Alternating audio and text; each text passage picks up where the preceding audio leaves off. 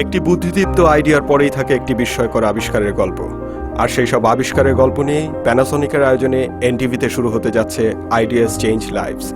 আপনার যদি থাকে এমন কোনো আবিষ্কার যার সুফল ভোগ করতে পারবে সবাই, তাহলে তার বিস্তারিত লিখে পাঠান আমাদের কাছে।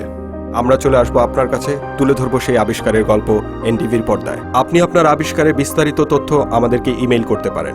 ইমেল আইডি icl@ntvbd.com, অথবা আমাদেরকে ফোন করতে পারেন 017702020187 এই নম্বরে।